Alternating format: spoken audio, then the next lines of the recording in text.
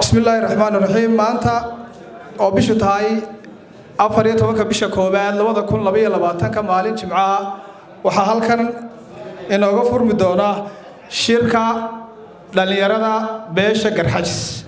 hadal ay hadhow soo saari doonaan dadka xumaanta inta ka shaqeysa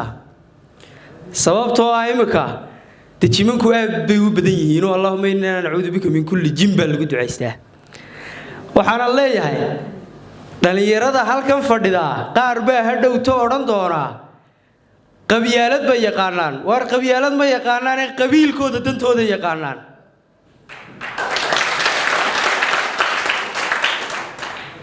qodobka labaad aan ku daray waxa weeyaan waxa la yiri hal liba xarkaysa ma gudlato soo Soomaalidu kuma fahmay jirin qolada maanta hadlaysa ee la dad baanu matalaa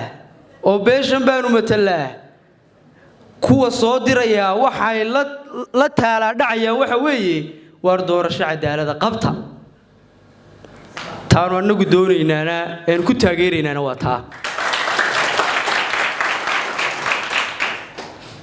madaxweynahana waxa leeyahay cod baad ku timid waliba adigoo ku ololeynaya mujaahid baanu tan baanu soo dagaalamay ayaad ku timid waxaan rajaynayaa si nabad kaga tagtay laakiin ardayda manaahijta yaan mustaqbalka loogu dhigin dumiyihii Soomaaliland ee doorasho markii uu qaban waayay waxa kaga baxaya oo hadalkayga ku soo gabagabeynaya ninkii abwaanka wuxuu yiri kun nin oo guraangura haddii meel la isugu geeyo gowska iyo qaraabka iyo haddii giniga loo qaybsho ragga annaga giniga loo qaybinaya nama matalaan war meeydi matalaan rag gini iyo caloolshoodu shaqaystayaal ay nama matalaan rag baa 2018 buurta gacan libaax lagu doortay kuwaas ay nama matalaan wax kasta oo doorasho dib u dhigayna haddaanu nahay dhalinyarada mustaqbalkooda maanta ka tashanaya waanu daadifaynay ka waxaan leeyahay dhalinyarada inta leege awoodan leh quwadan leh isku timeynay rayigooda sida ugu cadeeyaan aad baa ugu mahadsantihiin fikirka wanaagsan iyo aqliga wanaagsan idinkoo la idin soo laaluushin aad mabdi'iini ku cadeyseen ina isugu timaadaan wax adduuna iyadoo la idin siin aaraadiina iyo afkaartiina ku muujisaan in wadankani inoo hagaago dhamaantiin aad baa ugu mahadsantihiin kolley qodobkaas uma ugu muhiimsanaa oo inuu fikirkeena ku muujinaynay dhamaantiin aqoonyahanka odayada waxgaradka bulshada inta ay leegtay ay ka koobantahay halka fadhida mar labaad aad baan idinku mahad celinaynaa ina rayiga wanaagsan iyo aaraada wanaagsan ugu soo hagteen aad baa wada mahadsantihiin 94 waa la soo maray waa taariikh la soo dhaafay wax kastaba ha ahaato wanaag iyo xumaan waxay lahaydba maanta waa laga soo gudbay inaynu si wanaagsan u noolaano oo nabadda laynoo sheegiyo wanaagga geeska Afrikaynu ku naalnaa ay noqdo mid aynu ilaalino ayaa dantaynu ku jirtaa waxa weeyaan dawladda maanta joogtaa sharci bay ku joogtaa dadweynaha ayaana u codeeyay madaxweynaha damaanta waddanka oo dhan buu matalaa wax u codeeyay waxaan u codeynina way jireen markuu kursiga yimina dhammaan mas'uuliyaddii dadka isaga haya anigu luqadaha qaar ee lagu hadlo ma doonayo inaan ku hadlo haddii luqad walba lagu hadlo si walba loo hadlo nidaam ma jiro waxaynu sheeganaynaa waa afka maaha wax ficil oo soconaya marka waxa weeyaan dhalinyaradan aad baan u salaamayaa dhalinyarada sharafta badan ee halka waqtigooda ku soo horay ee halka yimi mujaahid jirifna sidoo idin la hadlay waad arkaysaan ma filayo de mikrofoonka in cid dambe loo sii dhiibay uu dhameeyayba waxaan roolaa warqada la soo gaabiyo waxa weeyaan kulay waqtiga imika layna siiyay uu yar yahay salaadii maghribna way dhowdahay qabanqaabiyaasha aanu canaananahayn de waxaan waqti fiican bay u baahan yihiin maanta 24 saacadood ay ugu yaraan inaynu qaadanno ayay ku fiicnay saacad xitaa maaha imika waxaynu fadhinay meesha waa masiirkeena waa dadnimadeena inagu waxaynu ka mid nahay mujtamaca Soomaaliland dad wax gaara iminka go'aansanaya ma nihin manan sheegayna inaannu ka baxsannahay somalilan garxajis waa somalilan qabyaaladaha laga baxana waynu leenahay si toosana waa loo isticmaalayaa cid walbana in mikrofoonka loo dhiibo maaha waxaanan tala ku bixin lahaa bal tiifiyada in bal caalamka in looga yeedho dad expertiyo tiifiyada yaqaana iyo warbaahintu waxay tahay in loo yeedho waayo dee intan kuma ekee bal dee haddaad waxa weeyaan mujtamacu uu kala duwan yahay bulshadu dad yaryar baa jira dad waaweyn baa jira dad dhexaad jira tv wax walba soo fadhiisinaya dee cidda fahmaysaanuu garan maayo arrimaha bulshadaa loo samaystay tiifiyada marka anigu hanjabaada iyo wax kala toona diri maayo nabadgelyadu cid walba waa u dan ma fahanti waxaan lagu yidhaahdaa matalaaduna dee waxa wax matala ciddii mujtamacu diratay guddiga garxajisee rasmigaana waa la yaqaanaa waxaan kalena ma matalaan ummadana gefka ha ka daayaan assalaamu calaykum waraxmatullahi wabarakaatu waa taa walaaluhu ay dhameeyeen hadalkii anugu waxaan sheegayaa un hal qodob waxaa la doonayaa oo ma garanaysaaye dhallinyarada reerku iyo garxajisku inuu midaysan yahay horta hal meeloo keliya taa inoo muujinaysa halkaa inoo muujinaysa waxa weeyaan baa la yidhi qofka markaad doonaysa inaad wax u sheegto tusaalaa la siiyaa baa la yidhi tusaalaha la siiya xildhibaan gurujo waa aragtay ninka la yidhaahdo intaan ma garanaysaaye xildhibaan gurujo berigii hore imika facebookiisa bartiisa markaad eegi jirtay vieweriskiisa iyo dadka la socda waynu arkayna intay ahaayeen laakiin maalintii uu gacanta taagu codeeyey vieweriskiisu intee leeg bay isbedeleen waxaa lagu garanayaa halkaa inay ma garanaysaaye cududii garxajta ay midaysan tahay sidaa daraaddeed waxaanu bartan ka caddaynaynaa in ma garanaysaaye aqoon-yahankii iyo labeentii beeshu inay taageersan tahay guddida garxajis ee uu guddoomiyaha u yahay suldaan axmed cismaan caddegude guddiyadu way badan yihiin oo waxaa jirta guddi amni baa jirta guddi dhaqaalaa jirta annagu haddaanu dhallinyaro nahay waxaanu mar halkan ka caddaynaa inaanu ku daba fayshannahay guddidaasi halkii ayna mariso inaanu marayno aynu bartanka sheegaynaa madaxweyne muusena waxaan leeyahay madaxweyne siduu guddoomiyaha xisbigu inoo sheegay madaxweynaha ciro siday ururadu u furan yihiin ayay madaxweynayaashuna u furaan doonaan mujaahidkuna imika wuxuu inoo sheegay haddii ay doorasho la qaban waayo inay furan yihiin mujaahidiintu xagaana isagana waa ku ambaliyeen midda keliya horta meesha taale waxa weeye horta waxaan la isku hayo waxa ka weyn waxa la isku yahay marka horta dee madaxweynuhu waa madaxweynihii qaranka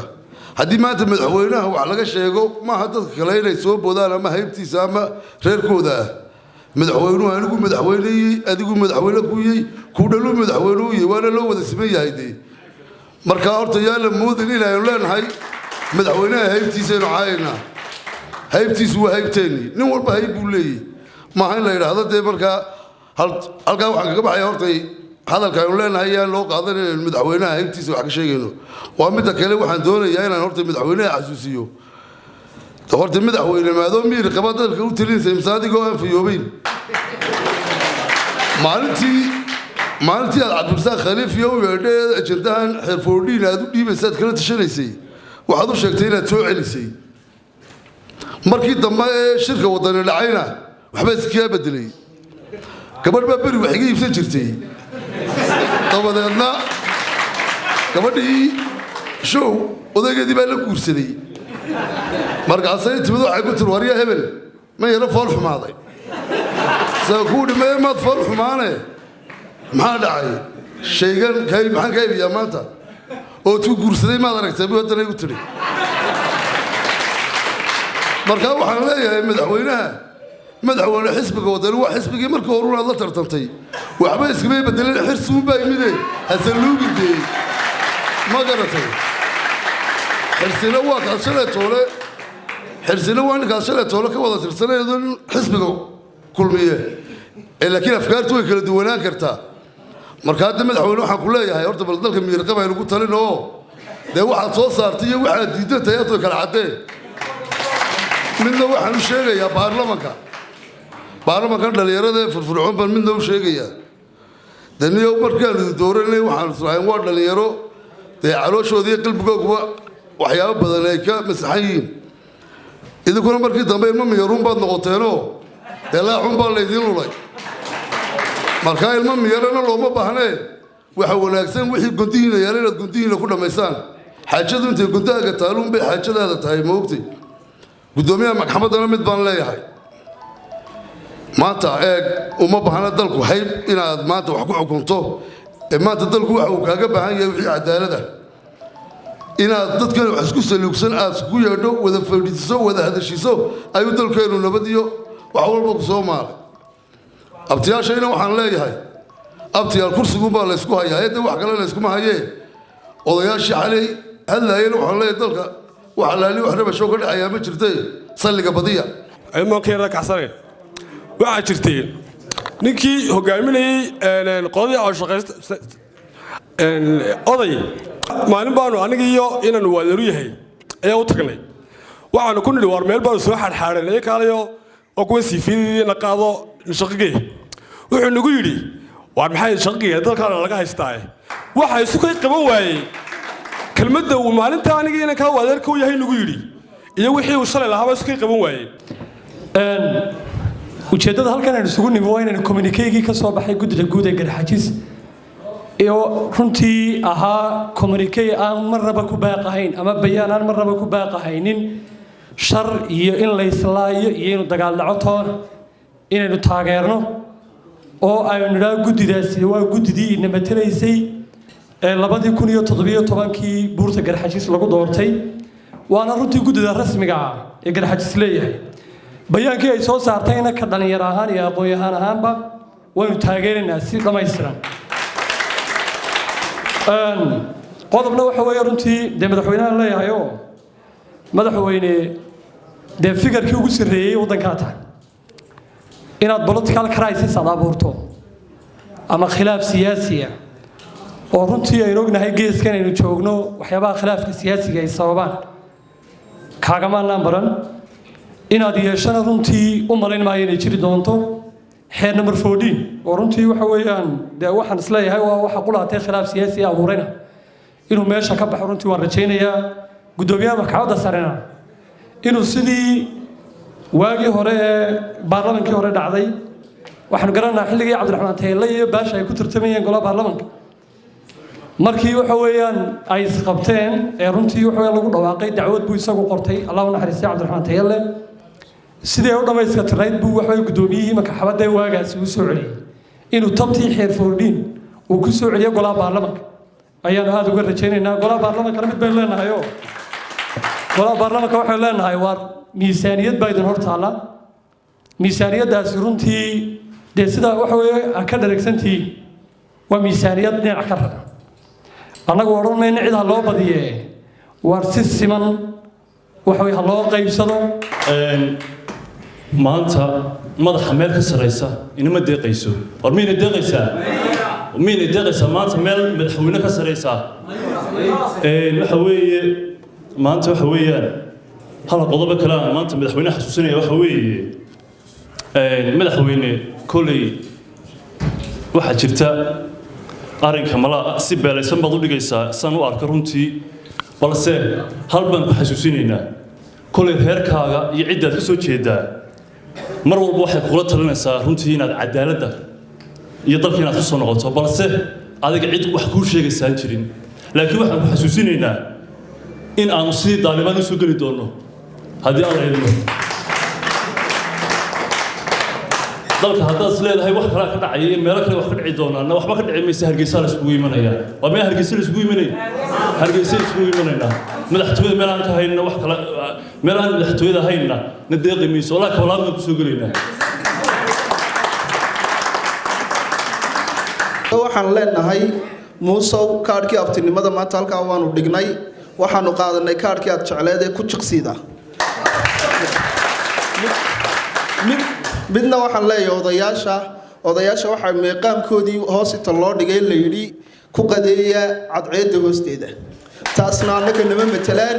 guddida beelaha garxajis ayaa na bedela kuwaasaanu taladooda qaadanaa kuwii baastada doontay nama matelaan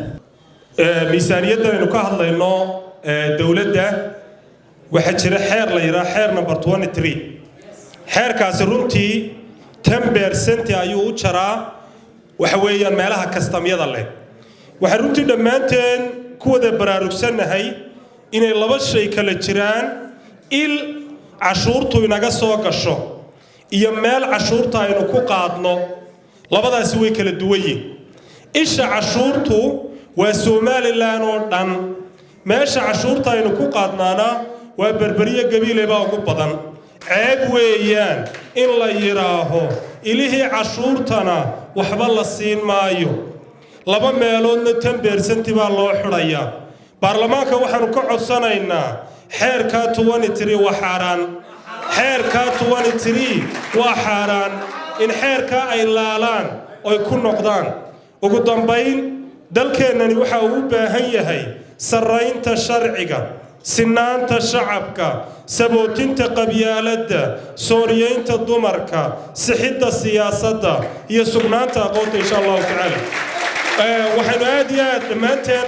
ugu wada mahadnaqaynaa ugu dambayn aynu wada leenahay midnimada ummaddu waa muhiim qabiilka iyo qabyaaladuna waa wax kala duwan in adeerka haddaad wax siin weydid cid kale wax siin maysid dhalinyarta waxaan kula talin lahaa sida aad u midaysan tihiin waxaad u samaysataan foundation idooda matala maanta organization baa wax lagu cunaa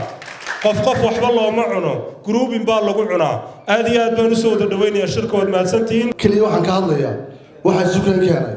iminka haddii wax dhacaan ama gurgubto dadka dhan waa soo baxa waxa ay wada waan garanayaa haddaynu cadaalad heli lahayn min soo bixi lahayn qof kasta gurgiisa joogi lahaa waynu ka dharagsanay kelmadun baan ka duwan dadku baan ka hadlayaa inta badan waxaan maqalnaa marka dadka riwaayadda loo dhigayo inta wax la xabaayo wax la xasoo wax la yidhaahdaa berigii halkaa diyaaraddu tuqaysay berigii halkaa boqolka lagu dilay aanu soo gallay ee hebel calooshiisa bartaasi taallay laakiin laysma weydiiyo hebel calooshiisa maxaa loo dilay ee isagoo dagaalamaya meydkiisa halkaa laga soo helay muxuu u socday taa waa la qariyaa oo macnaheedu tahay wuxuu loo soo dagaalamay waxay ahayd cadaalad ma beenba waxaan xasuustaa oo ina soo martay taariikhdeenna inay la gaadhay heer inan ka mid ah oo beesheenna ka tirsan intuu galay imtixaankii lambar 1ka turkiga loo dirayey oo qof kale lagu bedelay weliba hal la bedeleeye inta isagii la bedelay qof kale lama geynin magaciisa baa lagu geeyey balisku mushkiladda ka sheekeeya heerkaani waxay nala gaadhay waynu aamusnay waynu sabirnay iminkana waynu samraynaa wuxuun baynu leenahay annagu waxaanu rabnaa cadaalad haddii madaxweyne qarxadis yimaadana innaga u horreyno waxaanu ka odhanaynaa hadduu yidhaahdo taliyaha ciidanka iyo wasiirka maaliyadda iyo maxakamadda waan isku darayaa innaga u horreyno ka diidayna unbeenba ka daabaynu leenahay soo maa runtii aad baan ugu faraxsanay in maanta intaasoo dhallinyaraa oo deegaanadan iyo beeshan ka soo jeedo mustaqbalkooda doonaya inay ka hadlaan ay su yimaadaan waayo 30 sannadood iminka muddo laga joogo oo malaha innaguna aynu asqa ku jiray 4 nin oo dowladda dan ku qaba oo la soo diro ayuunbaa markay arkaan 4 qof oo xuquuqda ummadda ka hadlaya la odhan jiray mar waxaa la odhan jiray beriga hore xamar bay doonayaan taas way shaqadooda way gubatay iminka waxaa lagu marmarsoodaa oo waxaa la odhanayaa nabadgelyada ninka dulmiga ku jira iyo ninka daafaca xayndaabka dulmiga ninku markuu dulmi daafacayo wax kale ku hadla ma garanayo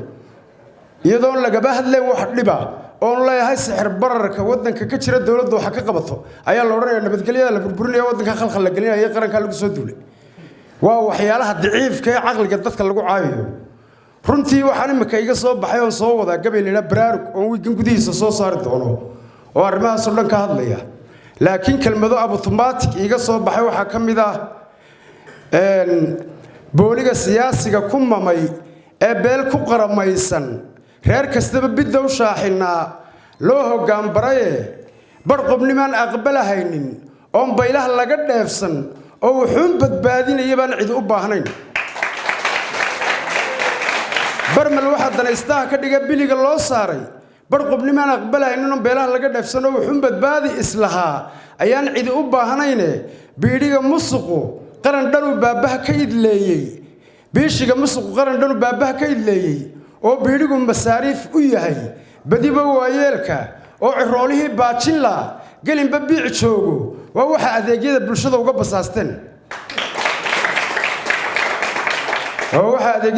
uga basaasteen baanadaha furfuro gobol kastaba boolasha adkaada waa shaagbaanayaal ugu dhex jira tuulka buudhiga koofiyad baclu wuxuu u yahay buundo loo maro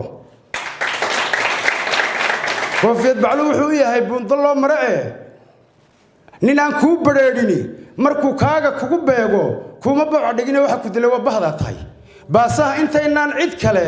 bogonin eedeeda bahnugeylka shicibkay ahayd inay isbaadhaane iyagaa bahdilan oo dulmiga baalla joogsadee bogdooxaha inkaarani iyagu baan ka helayaaye iyagaa u buliyo qabiil baas ku daafacay intaa waxaan ku dari lahaa fursaddan ugu yar faa'iidaysan lahaa arrin aad iyo aad naxdin ugu noqotay Soomaaliland oo dhan Soomaali waxa af Soomaali ku hadla ninkii ugu caqliga badnaa ugu caqliga wanaagsanaa uguna hadalka wanaagsanaa oo imika 2 sano aan mootanayn ayaa wuxuu ka tagay kii ugu aqoonta liitay uguna hadalka xumaa runtii geerida hore xaq bay ahayd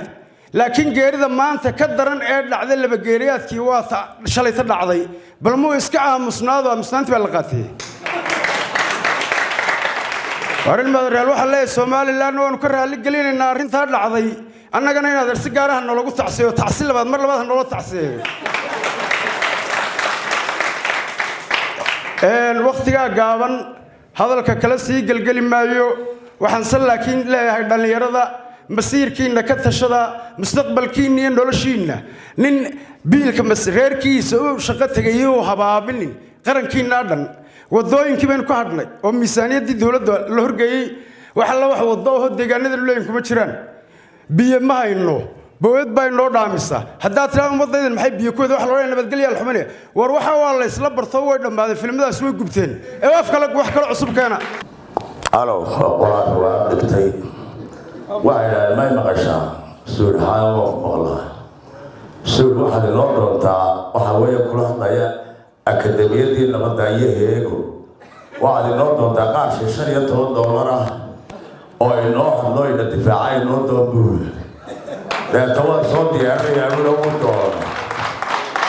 $15 way ugu baleeyay buule $12 iyo badh haddii aan bedelkeeleeyahay ahaadaan buul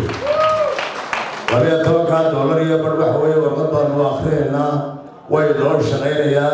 sidaynu doonayna loogu shaqaynaya haddaynu heegiya akademiyadda nabadda nahay haddii aan tahay intaa kaga gudbo horta qolada waxaan u laataliyaaliga maamaaha waxay ku maamaahaan kaalabushti malaarku oo aftalyaali oo garanmaysa aftalyaali weeye kaalabushti malaarko waa ninka isagu wax iska dayay weeye horta qola wax iska dayday ayaa dhagaa idinka wasakhaynaysa dhagayumiye wasakoobi dhalinyaro waxaa meesha yaallo oo qura waxaa laga hayaa madaxweyne cabdiraxmaan maxamed cabdilaahi madaxweynaha mustaqbalka dhaweynahaya wuxuu madaxweynayaashu way furaya haddii doorashada la qabo waayo 13 Noofembar mujaahidiintuna way furantay iyo ururadii SRM ina kaaligiin sheegaya hadday furantay way furmayaan maalinta mujaahidiinta iyo agagii laga soo dagaalamaya haddii ay run doonayso muuse laga bari maayo mujaahidkayaga laga bari maayo doorashada qabta uu qabanaya hadduu qabo waayo isagaa cirka roorkooda taasi waa taa waxaan leeyahay dhalinyarada nabadda waynu ka shaqaynaynaa nabad baynu u baahanay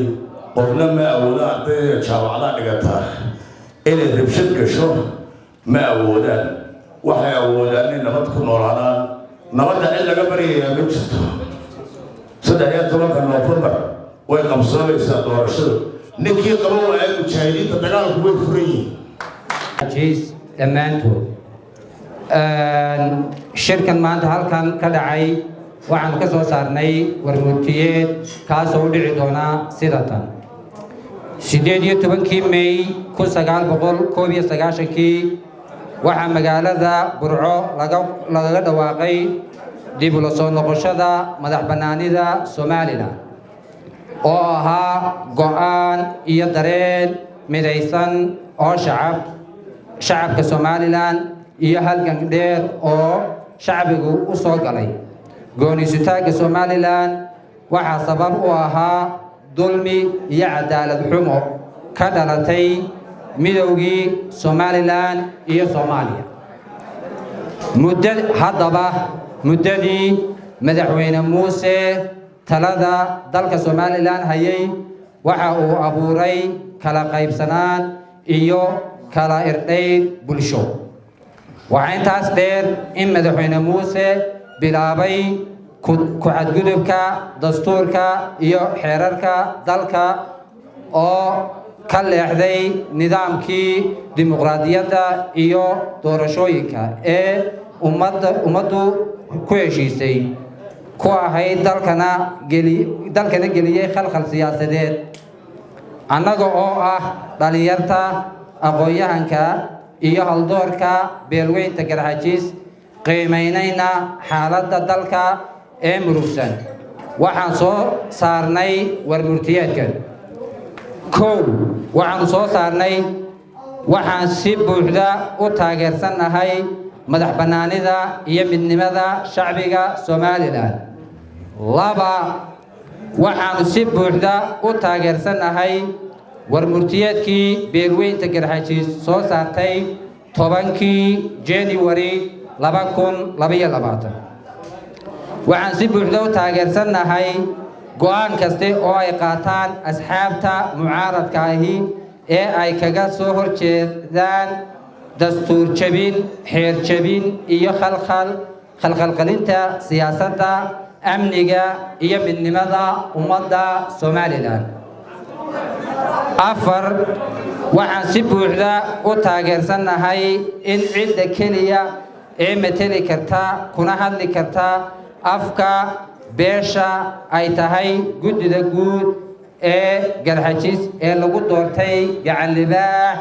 2018 waxaan u soo jeedinaynaa in aan maxkamadda dastuuriga ahi qayb ka noqon muranada siyaasadeed lana dhowro madax bannaanida maxkamadda dastuuriga 6 waxaanu si buuxda u taageersanahay in doorashada madaxtooyada Jamhuuriyadda Somaliland lagu qabto xilligeedii 13 November 2022 saddexda xisbi qaran oo keliya xaq u leh inay doorashada ka qayb galaan oo xeerku u jideynaya 7 waxaan xasuusinaynaa mudane madaxweyne waxaan ku xasuusinaynaa inuu Muuse Biixi ku yimid doorasho kuna tagayo doorasho dadka kii codeeyay iyo kii ka codeeyay labadabana uu madaxweyne u yahay dastuurka madaxweyne waxaan ku leenahay dastuurka tixgeli haddii uu kula leexdo isaga ayaa kalsoonida ka qaadaya oo adiga ayaa luminaya waxaan ugu baaqaynaa shacbiga Somaliland inay ilaashadaan midnimada wadajirka iyo horumarka isla markaana ay meel uga soo wada jeestaan wax kaste oo khalkhal gelinaya nabadgelyada amniga wabillahi tawfiiq